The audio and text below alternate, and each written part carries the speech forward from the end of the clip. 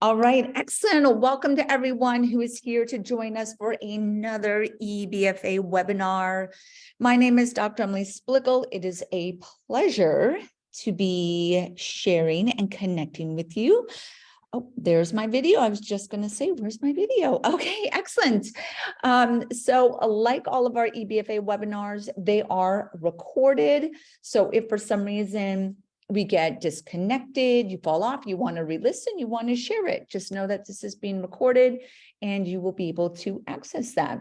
What I'm going to do is run through the lecture part of it, and then I'm going to allow you to share any questions that you may have at the end. If you are listening to the recording, then please know that you can email and reach out at any time with any of those questions. I'm going to first introduce myself, just in case there's some new people who are listening and are not familiar with my background, and then I will jump into our topic.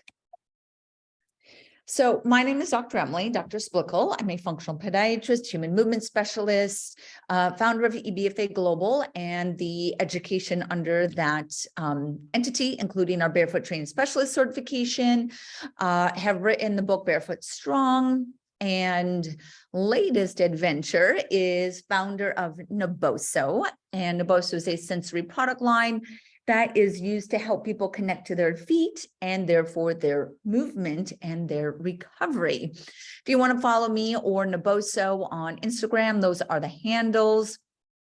And now I'm going to go back to our first slide to share about why I wanted to do a webinar on the muscle tuning theory. If you are new to this topic, then I am very excited to share this with you because it is something that actually changed my career. What I will share about how I actually look at podiatry and foot injuries is very much based off of the muscle tuning theory by Dr. Ben Onig. And it is not something that was taught in podiatry school. And was very influential. So I put a lot of respect towards Dr. Ben Onig and his work in the space. He's now retired. His son has taken over a lot of his work, but he is someone that I definitely encourage you to look at his publications. Dr. Ben Onig has published probably several hundred research articles in his career. He published those under University of Calgary, and played a really important role in surface science, footwear science, orthotics, foot typing, interface between the foot ground, and then, of course, impact forces, which is really what the muscle tuning theory is all about, is our relationship to ground reaction forces and what part of that relationship is where injuries actually occur. And his work actually questioned and researched a lot of that. So what I want to do is start by setting the tone by thinking about ground reaction forces and dynamic movement. A lot of the education through EBFA is based around the power of understanding how to do a dynamic movement assessment, whether that's a walking assessment, a gait assessment. Obviously, there's something unique that happens with the foot and ankle neuromuscular structure when we start to incorporate dynamic nature, dynamic meaning forward progression, impact forces, foot ground, repetitive experiences. And what is also very important related to this is that when we think about walking, running, stairs, things like that, that we do every single day or that are integrated into athletic movements, is that a lot of them actually incorporate this relationship between the foot and the ground on a single leg. And that is going to be important to how we look at programming, rehab, stabilization patterns, is that we have to have single leg stability and factor that into the lens at which we're looking at this. Other aspect is it's not just the degree of impact forces that we experience doing dynamic movement, meaning that when we walk and we strike our heel on the ground, we experience 1 to 1.5 times our body weight. When we push off and take a step, you're actually 2xing that. So you're getting about 2.5 times your body weight. Going through the forefoot, as you transition into the propulsive phase of gait.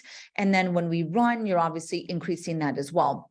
So that would be experiencing 2 to 3 times at foot contact, and then 4 to 5 times at the propulsive phase of a running gait pattern. Increase that even more to thinking about gymnast tumbling or box jumps and doing something a little bit more dynamic. It can actually increase to 8 to 10 times. And there's some gymnastics research that shows the gymnast is experiencing 15 to even 18 times their body weight in ground reaction forces. And if we're doing this 5,000 times a day, 20,000 times a day, you could see where you start to get the repetitive impact risk nature of it. Specifically when we talk about runners, which is where a lot of Dr. Benno Nig's research was integrated, was around running. And this is because of the high running injury rate. And that is between 70 and 80% of runners will get injured at some point during their running career. And a lot of those injuries are accredited towards overuse or are impact related injuries. Okay.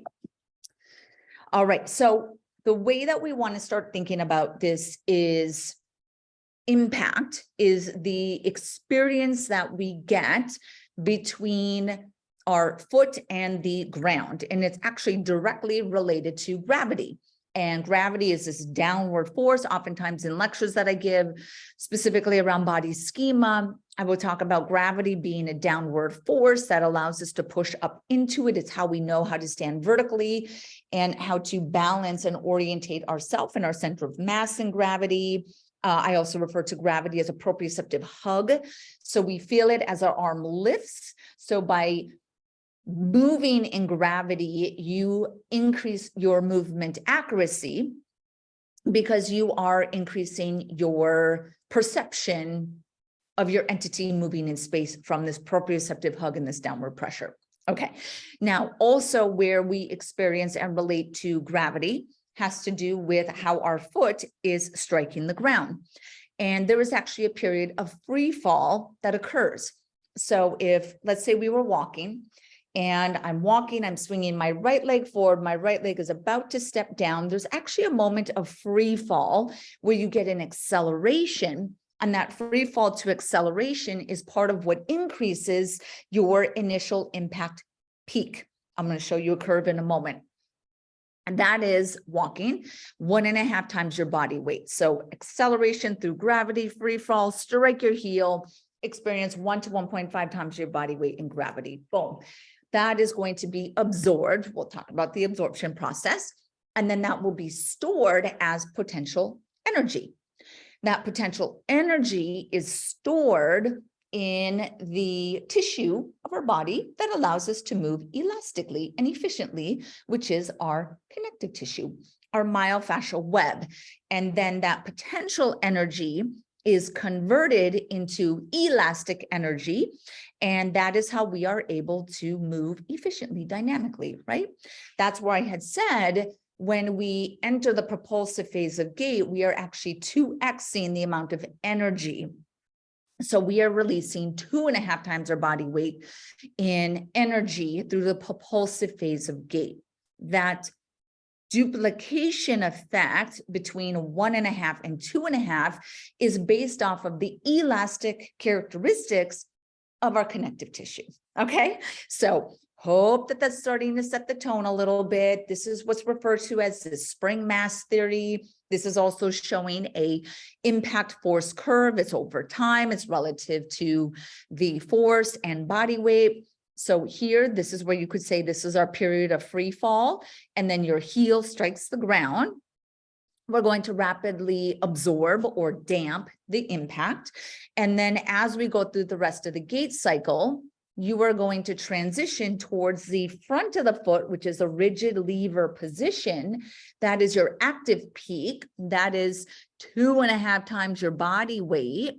And that is the point during the gait cycle that you have the largest amount of forces going through the foot and the body, which is actually not initial contact, it's propulsion. Isn't that interesting? I would think, and I was taught, just based off of the logic of thinking about someone moving, that if we run and we strike our foot, doesn't matter the part of the foot, you strike your heel, you strike your midfoot, your forefoot, foot ground contact, boom. I would think that that would be the point during the gait cycle that you have the greatest amount of force going through the foot. But that's actually not the case. Isn't that interesting? It's actually when you are going through the rigid lever propulsive phase.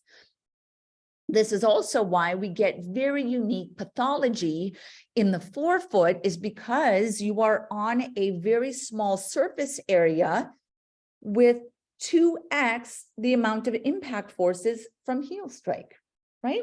So this doubling effect from 1.5 to 2.5 is the conversion of potential energy into elastic energy.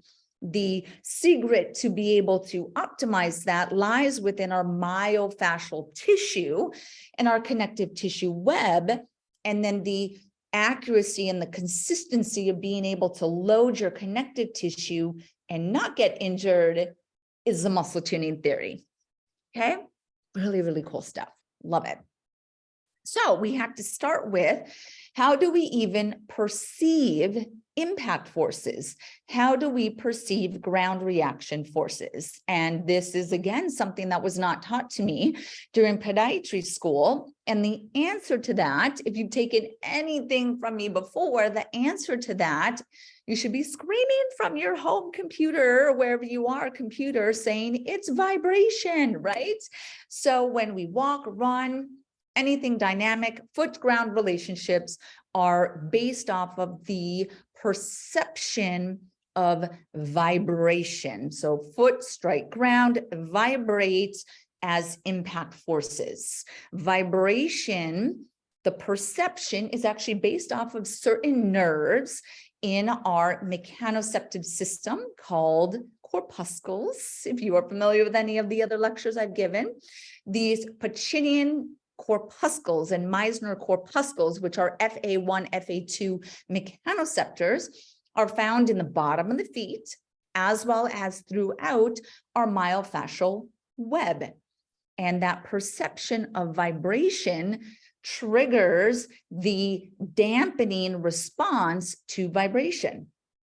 Because what happens, as much as the vibration is good, because vibration is potential energy, right? Vibration equals ground reaction forces. Ground reaction forces are the potential energy, right? So we need to have that relationship. However, you don't want to have your soft tissue and your bone vibrate, because what happens when it vibrates is that you start to potentially get injured.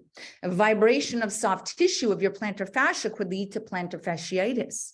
Vibration of your bone can lead to stress fractures and shin splints, right?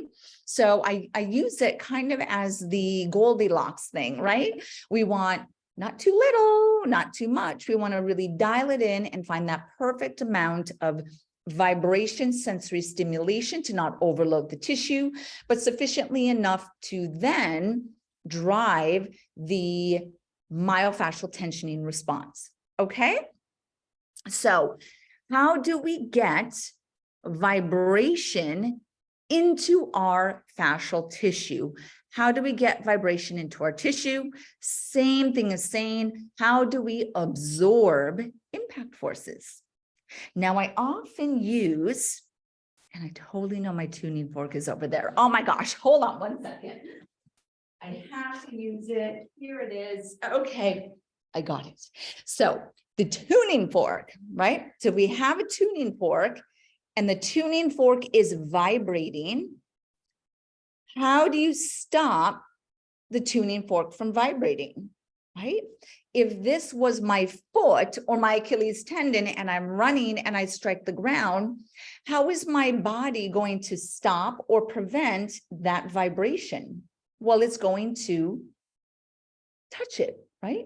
When I touch it or contract into it, I stiffen, right? When I stiffen, I then damp or stop something from vibrating.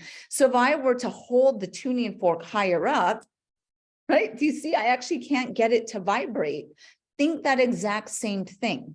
Okay, so we absorb or we damp vibrations by creating a stiffening response in our myofascial system to then prevent this excess vibration. That is the muscle tuning theory, my friends, right? So it is essentially saying that we need sufficient stiffness. Now, I want to take this just a step further. And what that step further is that all of the muscles of our lower leg, actually our whole body, but of our lower leg specifically, because this is foot and ankle stiffness that we're talking about, are housed in compartments. So in your lower leg, you have your anterior, lateral, superficial posterior, deep posterior compartments. And then in those compartments, you have the muscles that are organized, and they actually share a nerve, artery, and vein in each compartment. And what happens is that when muscles contract in a contained environment, you get an increase in compartment pressure. Best analogy to help understand this is think about your core, right? This is a compartment. So when you contract your core, the goal or how you assess this is based off of our ability to increase intra-abdominal pressure, right? So intra-abdominal pressure is directly correlated by the amount of muscle contraction from the pelvic floor, the TVA, the obliques, the rectus abdominis, right? They all co-contract together to increase intra-abdominal pressure, increasing stiffness of your canister, which protects your lower back, right? Same thing with your foot and ankle. We are going to get a stiffening of the 4 compartments to then splint against the tibia and the fibula to protect them so they can't vibrate, right? If the muscles are contracting and that vibration or that contraction is around it, they cannot vibrate. Okay, so that's the initial part of that. Now, to take that just a little bit further is your foot, not the lower leg. Your foot has 9 compartments. So your foot has 9 little pockets of muscles that can stiffen and protect the metatarsals, to protect the other myofascial structures. And here's the other really cool thing is that because our muscles are so myofascially connected, when one muscle contracts, it starts to co-contract in another compartment. So you'll actually see intercompartmental connections that lead to this domino effect or a very rapid co-contraction of a structure. So if someone were to ask you, what is the muscle tuning theory? It is essentially saying it is a strategy of the myofascial system or the neuromuscular system to respond and actually anticipate ground reaction forces or the vibration of ground reaction forces through a stiffening. It's actually an isometric contraction that not only increases myofascial tension, but also increases compartment pressure. Now, the tuning aspect of it is that, think of it kind of like when you tune an instrument, right? You tune an instrument to a certain frequency, right? Sound is also vibration. So we're tuning frequency, vibration, sound, and instrument. So you actually tune your muscles as well to the frequency of the vibration of the surface that you're walking on. And every surface vibrates differently.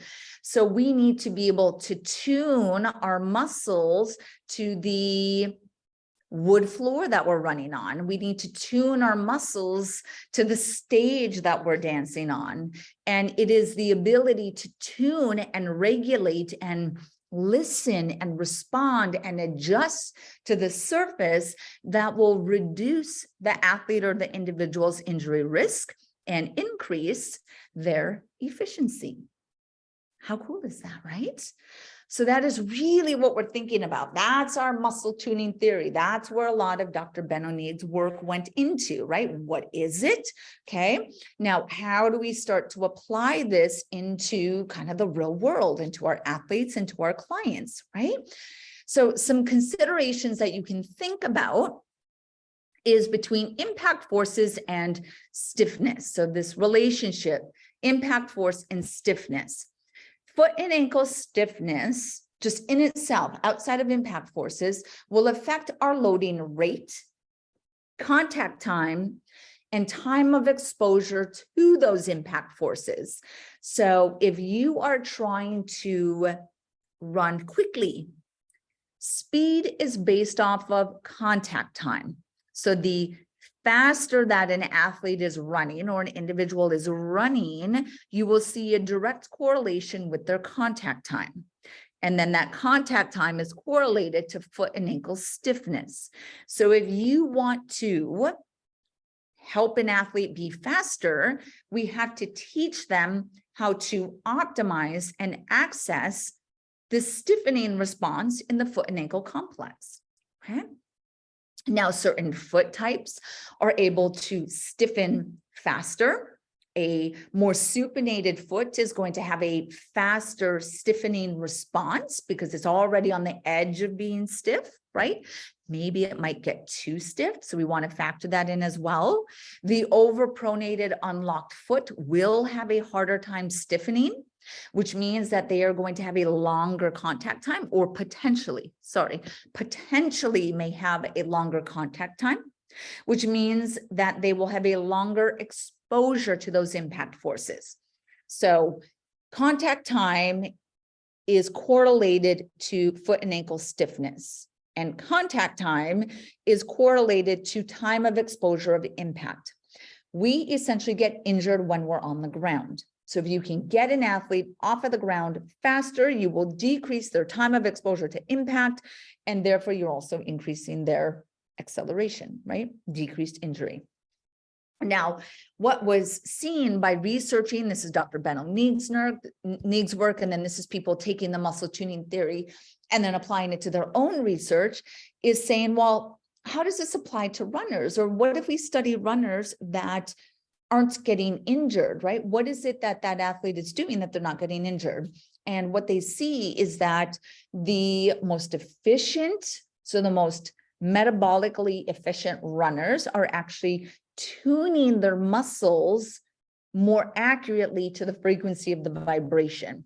So they are, again, reading, connecting with, assessing the surface, and then adjusting to the frequency of the vibration from that surface, right?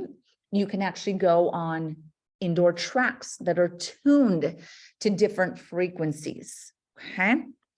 So if we can help those individuals, not just athletes, but those individuals optimize their stiffness and their tuning in, their attunement to the surface, that is going to translate to increased performance, decreased injury risk. Okay. Now, harder surfaces provide more sensory feedback. So you will actually find increased movement efficiency on a harder surface than a softer surface. So theoretically, there's lots of research around running on sand, and running on sand is very metabolically expensive. Okay, and we're talking about, obviously, you could then say, well, hard sand versus soft sand, right? So sand in general is going to be less metabolically efficient than, say, an indoor track. And then the softer sand compared to the harder sand is going to be even more metabolically inefficient. That is because it is altering the ability for the foot and ankle to stiffen. What you could also think is that when you run and your foot contacts the sand, because of the tiny little sand particles, you contact, and then the energy goes and it dissipates. So there's no kind of coming back into the body to provide sensory information or potential energy. You're just not getting stuff from the ground. Similarly, if you were going to run on like a wrestling mat or, something else that's going to be soft and squishy, is you are going to notice decreased potential energy, decreased foot and ankle stiffness. It might start to strain the posterior tibialis and some of the foot and ankle structures, or it could start to irritate shin splints, right? So that's how we want to start thinking about the surfaces. Now, the most optimal surfaces from a efficiency perspective and a sensory perspective and attunement perspective would be, I mean, an indoor track, like the photo here is, they're actually tuned. So they tune tracks to make them very consistent the whole way around, and then to optimize the frequency at which they vibrate. Now, our muscles, our muscle compartments vibrate between 5 hertz and 65 hertz. The lower you are to the ground, so like the foot, the lower leg, that's actually going to be 30, kind of 30, 35 is the range that I like to keep the frequency at. And then as you go higher up, obviously it could go a little bit higher towards that 65 hertz. This is important if you happen to do vibration training and you look at, I have a power plate right here, so that's what I'm looking at. I have a personal power plate which vibrates at around 35 hertz. That 35 hertz, that's why I actually like the personal power plate versus some of the larger ones at power plate that actually vibrate at a higher frequency. This is really good for the foot and ankle complex that I'm trying to target with my patients.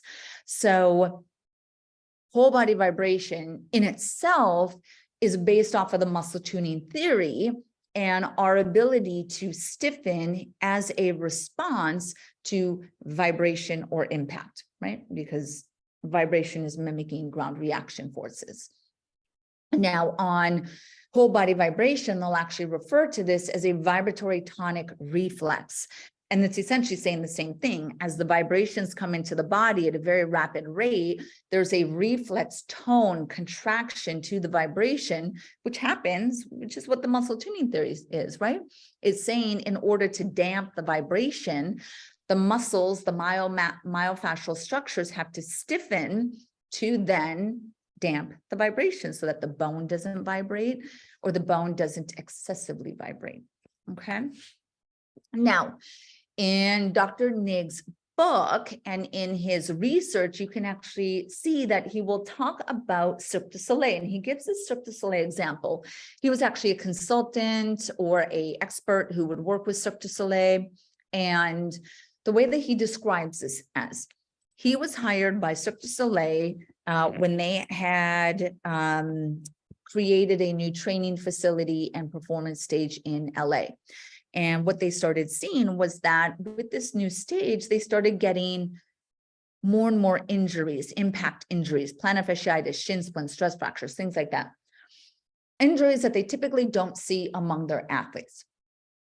So they brought in Dr. Nigg, and the first thing that he does is he looks at the surface and he looks at the stage, under the stage, and what he sees on the stage is an inconsistency. So you have the stage, every so many feet, there would be a beam, like a support beam, and then the stage, and then a support beam, which meant that depending on where the athlete was landing, if they landed on the beam and they were anticipating not being on the beam, they would actually be a mismatch or an inaccuracy to the loading response and the actual vibrational experience of impact forces from the stage. So he said that the first thing that he did was make sure that the stage was consistent all the way through. So the vibrational frequency on every aspect of that stage, same. Didn't matter where the athlete landed. And then you know what? All of their injuries went away.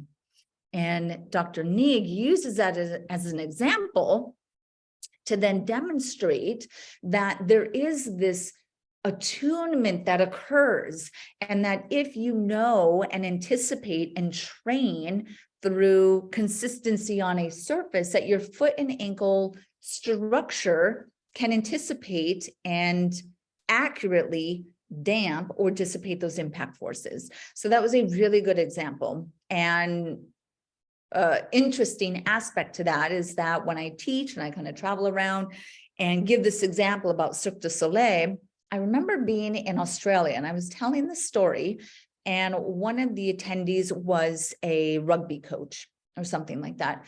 And he had said, you know what, this makes sense because I work with this team and we were on this field and we got a brand new field. And as soon as we switched to the new field, a lot of the athletes were saying like I can't, it's like I'm working harder on this field. And they're just like, what? It's grass. It's the same thing, right?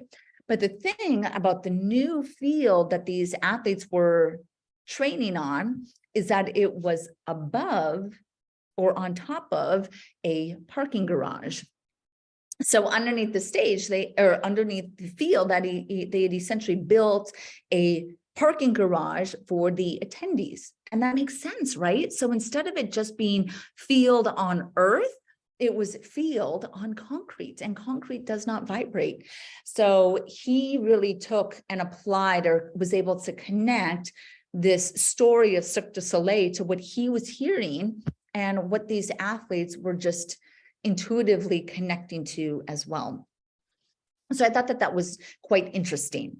So when we think about the muscle tuning theory and how to start to introduce this with your clients, with patients, with athletes, is that we need to train foot and ankle stiffness. How do you train this stiffening response for ground reaction forces, right? How do you train the muscle tuning theory? And the way that you do this is by training the foot and ankle to increase compartment pressure through a isometric contraction, because it's actually the isometric contraction that is stiffening and creating myofascial tension and increasing compartment pressure. And then you have to then teach them to stiffen rapidly. So it's not just about, can I contract my foot and lower leg isometrically? That's called short foot. Everyone knew that I was going to mention short foot, but that is called short foot. But it is how rapidly can you initiate short foot? So I would want the athlete doing box jumps, bounding, single leg hops, lateral movements, lateral hops, right? So you're doing much more of a dynamic nature. You could incorporate, reaction time, that you're standing there and every time you blow the whistle, they have to hop on a single leg. And as soon as their foot contacts the ground, boom, short foot, right? And the way that I teach short foot or foot and ankle stiffness is incorporated with the deep core. So I would want, and the way that I work with athletes and my patients, is that I coordinate the foot contraction with the pelvic floor and with the diaphragm. So every time the foot stiffens, there's going to be a co-contraction in the deep core, and there's going to be a co-exhalation to then stimulate the diaphragm. So they would essentially right? And every time I'm essentially pushing my toes down, tensioning my TVA, right? And I'm stacking that tensioning response. Once you understand that concept, you need the athlete to be able to do that very rapidly in a variety of directions. Maybe there's acceleration and deceleration, right? Maybe you throw dual tasking on top of them while they're doing this foot and ankle tensioning response. And then the whole other aspect of it over here is that we need to be able to help them to perceive the ground, because oftentimes what I find is the lowest common denominator is that, sure, maybe they're strengthening the foot, but if they can't feel or perceive impact in the first place, how am I going to be able to optimize the muscle tuning response in that individual? I have to start with step one, which is, do you even feel your feet? Do you know where your tripod is? Can you keep this accuracy of movement barefoot, minimal shoes, and then maybe in your sports shoes, whether it's a cleat or a basketball shoe, And that has to do if it's a shod athlete, right? Or shod individual. But can we get that transfer? Can I keep you very conscious of your foot placement and your digit activation just through a squat and a lunge before I start creating very rapid isometric stiffening to the foot and ankle complex? Okay, so part of it is teaching the short foot to core. Part of it is increasing the perception of the foot in the first place, right? And can they find neutral? So you have to teach them to set their base. And then the third is, can you add the layer of speed to it? Speed and subconscious and dual tasking and things like that, right?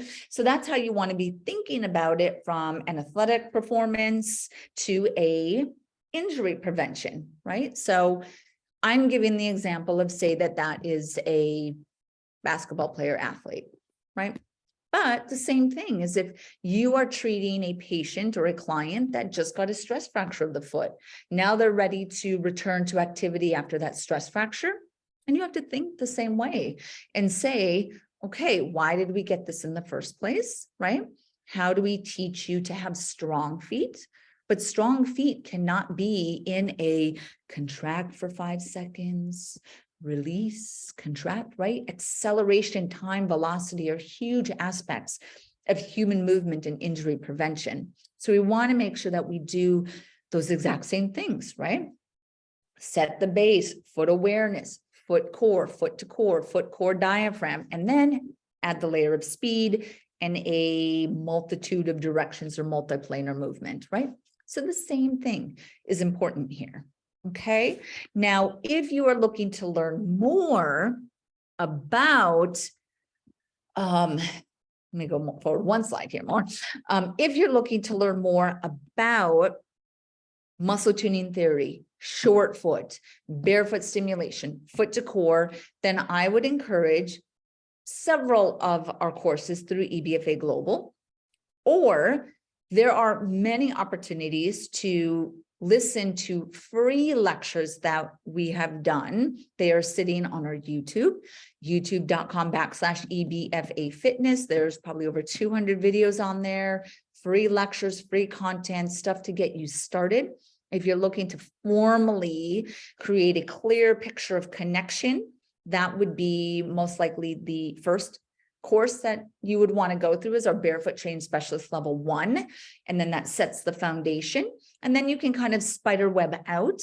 The Neurosensory Specialist is our newest course. And this is one that explores, really, as the name says, the neurosensory connection, fascial, visual, vestibular, tactile, proprioceptive into performance and corrective exercise. So that's a great opportunity. And then I just have to extend this because Naboso is part of my family, is that we are doing a great offer. Actually, right now, our site is up to 25% off. So go to naboso.com and you can get any of the products up to 25% off. That's around the world. That is globally. That is until December 19th. So if you're listening to the recording, that's until December 19th. Through the end of the month, we actually have a wholesale offer. So you can get up to 50% off, low MOQs, so minimum order quantities. If you spend $500, this is in USD. So just know if you're in any other country, this does still apply, but the currency value changes a little bit. So 500 USD is probably 750 AUD or CAD. So just kind of take that for a little bit. And then you get 3 free products, 5 free products, great opportunity. Email Michael at Naboso for that. To learn more about the neurosensory, this is ebfaglobal.com, or any of our courses, ebfaglobal.com. Okay. Whew, enough of that stuff, because I'm here for education, not just diving into like some sales stuff. My goal here is to help you to understand the muscle tuning theory, impact forces, perception, myofascial stiffening, maybe certain injuries, maybe certain foot types, maybe footwear. So I'm opening it up to questions now, to anything that you guys may have as far as it goes to the muscle tuning theory. I'm going to give you just a moment to gather some of your thoughts on it. And again, if you are new to Dr. Neig's work, definitely go to Google Scholar, check him out. Some of his research is a little bit more from 2005 to 2010 was kind of some of those peak years, so the first part of the 2000s. So look at that, but still relevant, still totally relevant, right? Absolutely love his work. Vita says recommendations for dealing with neuropathy in the feet, please. So Vita, one thing is that I actually have a free lecture that is entirely about peripheral neuropathy. So definitely go to the YouTube channel and search for neuropathy. If you just type neuropathy Splickle, so you're trying to pull my last name to a neuropathy lecture, you'll be able to find it. You'll be able to find some research studies that we did at Naboso with neuropathy. So if you're looking specifically for how does Naboso apply to it, how does barefoot apply to it, then definitely check it out. There's so many benefits, which is why I don't want to shorten that. I would just say, you know, definitely listen to that lecture, okay? Linda has a question. Is it possible to train the foot after a fusion of the bones in the tarsals? So my guess is the midfoot, maybe it was a TNJ or a subtalar joint fusion, possibly. Typically, when you fuse the talonavicular joint, you have to fuse the subtalar joints. And then people will typically fuse the calcaneocuboid joint. It's called a tarsal coalition. And yes, you're absolutely able to train the foot after any fusion surgery. You are able to train the foot after a first ray fusion, which would be a lapidus, a metacuneiform joint fusion. You can absolutely still train the foot. You could still train the foot after a first MPJ fusion, right? And what you're trying to do is still create a tensioning response. You might have to activate digits 2 through 5 to get a little bit more stiffening response. You could use vibration so that you're inducing it in another way. You could use the Naboso products to induce that. Minimal shoes. So a lot of ways that you can definitely still train the foot after a fusion, not just in the rear foot, but also that metacuneiform, and then also the first MPJ. Okay. Maria says, can splay still be used while dealing with impact pain in a foot that was too rigid and splay with plantar plate injury that is almost recovered? So Maria is referencing to the Naboso splay.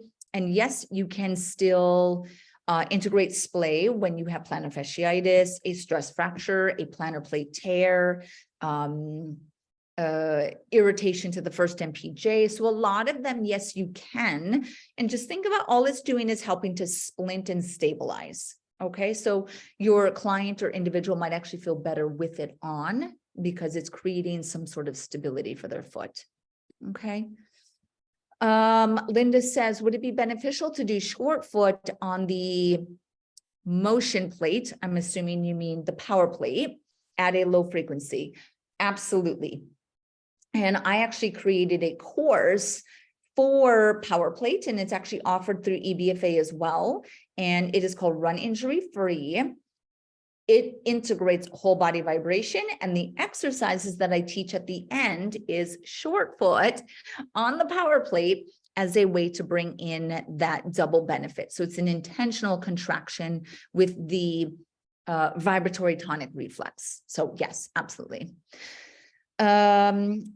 Felicity says, any recommendations for chronic Achilles tendinitis or tendinosis? That is a very long question or long answer. What I would say, my short answer to that is anyone with a chronic soft tissue condition, Achilles, plantar fascia, doesn't matter what it is. I like to understand the state of the connective tissue. So I usually do MRIs and I order and just make sure, okay, are there any tears? Is there degeneration? Is there thickening? Do I want to have a conversation of any sort of regenerative techniques? Regenerative could be red light, systemic enzymes, stem cells, PRP, right? So I would want to kind of complete that picture a little bit more, Felicity, than just saying do these exercises. Okay, but you can email me offline and happy to help. Okay. Gabrielle says, so compression sleeves can help a runner stiffen their compartments and run faster. Yes, good question. So Gabrielle's question about compression sleeves, this is the way that compression sleeves work, is that, and there's research around this. So when you put let's say this is my foot and ankle compartments, they're pressure, okay? No contraction, I'm just relaxed. This is where it's starting. I just have to give it a level. Before my foot contacts the ground, I have to have this much compartment pressure.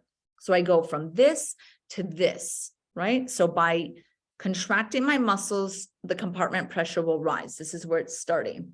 When you put on a compression sleeve, your baseline compartment pressure goes from here to here, which means the difference that needs to be made up through muscle contractions decreases.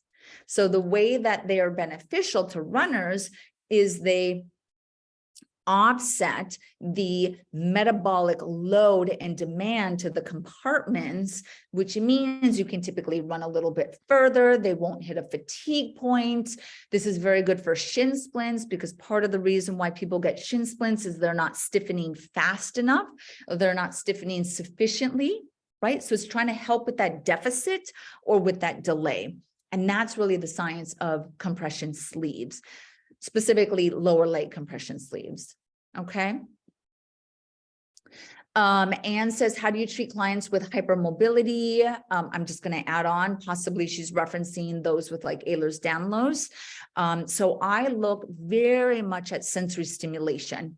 So I will want to use compression apparel. I will want to use kinesiology tape. I'll want to use vibration. Maybe I use a hand massager to stimulate the joint capsules to wake them up, using Naboso, training barefoot.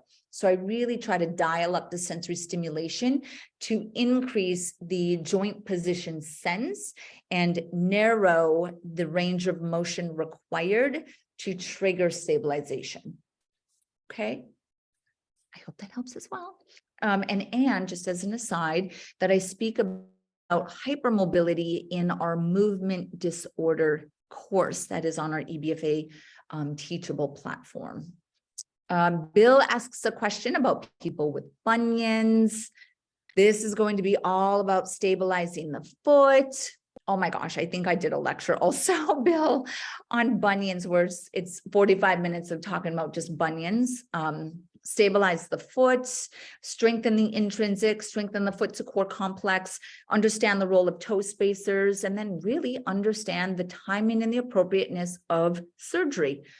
It might have to be on the table, right? So we have to understand when, where, what, how for that individual, and understand the root cause of the bunions in that individual. And that's what I try to do with my patients, is understand the cause, explain the cause, and then explain the options based off of that.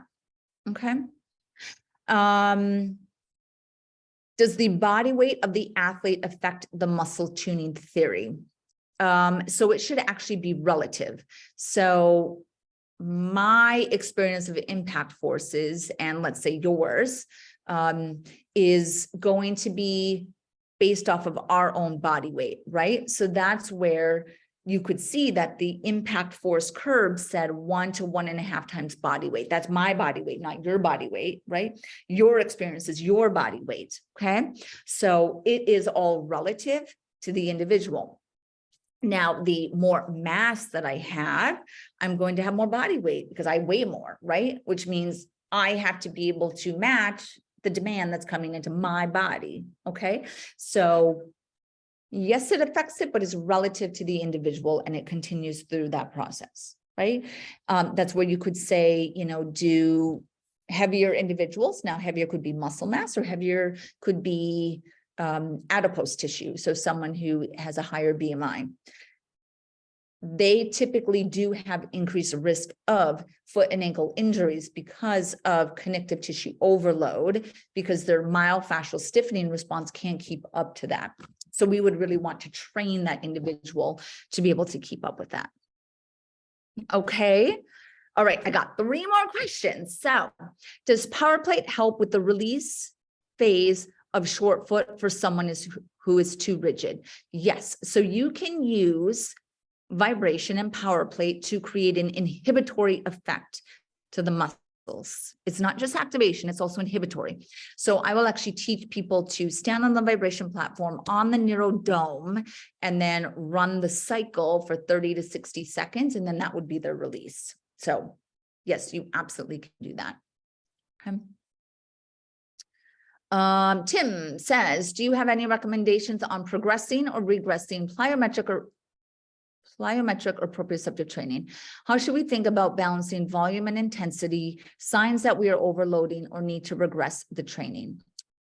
Really good question. So the way that I look at neuromuscular trainings, because that's kind of what this is falling under, plyometrics is, you know, you're playing with the rate of muscle contractions and stiffening. Proprioceptive training, right? Same thing. That when something is high neuro fatiguing, potentially, you want to stimulate, you don't want to fatigue, which means you would want to introduce and do lower volume consistently to push the neurofatigue threshold higher.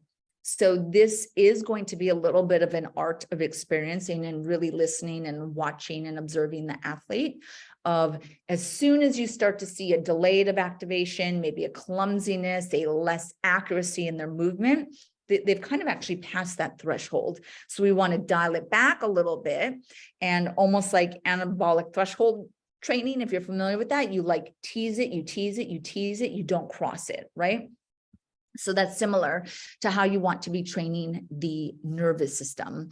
For anyone who has worked with anyone who had like a TBI, concussion, vertigo, neuropathy, strokes, anything like that, neuro-based training requires a lot of patience, a lot of consistency, and a lot of time, right? So you would really want to just know that they understand that as well. Right? And they're not going to see immediate, awesome, exciting results because we're influencing and shaping the nervous system. Okay. All right. Last question. So what would be the best starting point of exercise after a subtalar fusion with a full deep superficial deltoid and spring ligament reconstruction? Whoa. Okay. With post-tib reconstruction, where heel shift has minimized tilt. Wow, that's a very long one, Brian. Of course, that's the last one. That is one, Brian, and I do apologize for everyone, but that is such a complex answer. This individual obviously had massive manipulation to bone and soft tissue and ligaments and all of that connective tissue structure. So where I would start is they have to feel their feet, right? Barefoot, maybe really light on the vibration platform once they're medically cleared, right? To stimulate, or you could stimulate with just putting their feet on a vibration roller to stimulate. I would use the Naboso products. I would then start to get them to contract their foot and get back to foot core diaphragm. I would do pelvic floor diaphragm work on their back, open chain, and you can get the feet to contract on the floor or against the wall if they're in kind of like a dead bug position, you could imagine. And then just start with that and then start going into static, single legs, start with the short foot. Can they do short foot, right? And then you just progress from there. But the first one is just going to be perception, right? Perception of the foot. Do they feel the feet? Do they know where their feet are? Can you bring in a variety of sensory stimuli to establish that? Then go into stabilization, integrated stabilization, great. Then add a challenge of single leg, right? And then strength, integrated strength. And then from there you build, but happy to share more with you, Brian, on that. Okay. Excellent. Thank you guys all so much. I really appreciate it. If you did not get your questions answered, then please do inbox me. My email is dremily@naboso.com. Don't forget about our 25% off through Monday, December 19th. That is globally, wherever in the world you are, just head to naboso.com. Email Michael for any of our Naboso offers. This is $500 USD. So just please note that will convert to your respective currency, and then learn more about our neurosensory specialist certification, head to ebfaglobal.com. Have an amazing holiday if you are watching this still in December. Otherwise, I will hopefully see you guys soon on another EBFA webinar. Thank you and take care.